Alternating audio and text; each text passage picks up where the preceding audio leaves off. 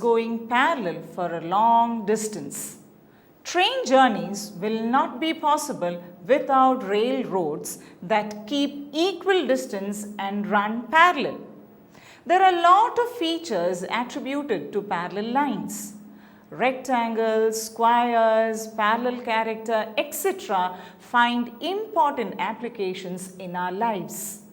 If the discovery of parallel character was not made, then appliances of this shape would not have been present for us to use. Here we deal with the characteristic features of parallel lines. AB, CD and EF are parallel lines which intersect the lines GF and IJ. The portions A, B and PQ obtained by the division of parallel lines are represented as ratios. An equation can be formed as follows: A by B equal to A by B, P by Q equal to P by Q.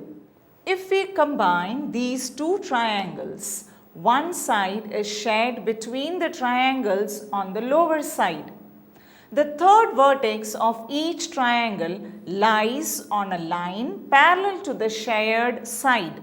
This shows that they have equal area. B is equal to Q. If the triangles on the upper side are considered, then A is equal to P. Then A by B is equal to A by B. P by Q is equal to P by Q. Now, let us see the properties of parallel lines in relation to ratios. The parallel lines divided the line of 6 cm length into 3 portions. Perpendicular lines are drawn at intervals of 2 cm and a circle of 7 cm radius is drawn from first perpendicular line, and that point is marked where the circle bisects the last perpendicular line. The points are joined, which yields a line segment divided equally by the parallel line. Now, let us see how a line segment of length 8 cm is divided in the ratio 2:3.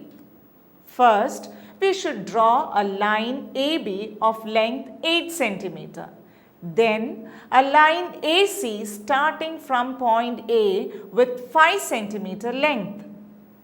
The line AC is divided into fragments of length 2 cm and 3 cm by a point E. Now, AB is equal to 8 cm. AE plus EC equal to 2 plus 3 cm.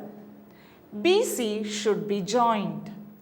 Through E, a line is drawn parallel to AB to meet AB at D. Now, AB has been divided in the ratio 2:3. AD by DB is equal to AE by EC equal to 2/3. Hence, AD is equal to 8 into 2 divided by 5 equal to 3.2 cm. DB is equal to 8 into 3 divided by 5 equal to 4.8 cm. Now let's divide a line segment of length 10 cm in the ratio 3:4:5. Using this ratio, let us construct a triangle. First, a 10 cm long line PQ is drawn. This line is to be divided in the ratio 3:4:5.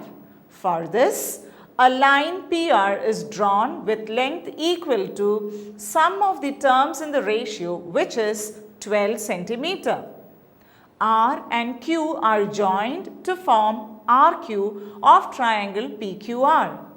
Then ST and UV are drawn from PR parallel to RQ such that they divide PQ in the ratio 3:4:5. SQ is measured and an arc is drawn followed by an arc after measuring UP. The point of their intersection is W and a triangle USW is constructed. The sides of the triangle USW will be in the ratio 3:4:5. The diagonals AC and BD of the trapezium ABCD intersects at the point P. We can prove that PA into PD is equal to PB into PC. Here, AB is parallel to the side CD in this trapezium. If we draw a line parallel to CD through P, then PD by PB is equal to PC by PA. The reason is the fact that two parallel lines divide any two lines in the same ratio. Now, by cross multiplication, PD into PA is equal to PC into PB. Thus, it is proved easily. If we join the midpoints of a triangle, four smaller triangles are obtained. The length of the line segment joining the midpoints of two sides is half the length of third side. The perpendicular lines drawn from the vertices of a triangle to the opposite side pass through a point. The point divides these lines in the ratio 2:1. The third side of this triangle is AC. According to the concepts that we have seen, length of AC can be calculated. Before that can be calculated, let us see the sides of the smaller triangles. BM by MA is equal to BN by NC. Midpoint of AB is M. So, BM by MA is equal to 1. BN by NC equal to 1, where N is the midpoint of BC. BN is equal to NC equal to 8 by 2 equal to 4 centimeter. Since triangle MNB is a right angled triangle, MN is equal to square root of BM square minus BN square equal to square root of 5 square minus 4 square equal to root of 25 minus 16 equal to root 9 equal to 3 centimeter. We have calculated that MN is equal to 3 centimeter. Now the larger side. AC equal to square root of 10 square minus 8 square equal to square root of 100 minus 64 equal to root 36 equal to 6 centimeter. That is AC equal to 6 centimeter. In triangle ABC, AB is 6 centimeter long, BC is 5 centimeter long and AP has a length of 4 centimeter. Applying the rules connecting sides, midpoints and parallel lines, we shall find the length of AQ and QC. We know that AP by PB is equal to AQ by QC. This equation follows the rule of ratios. PB is equal to AB minus AP equal to 6 minus 4 equal to 2 centimeter.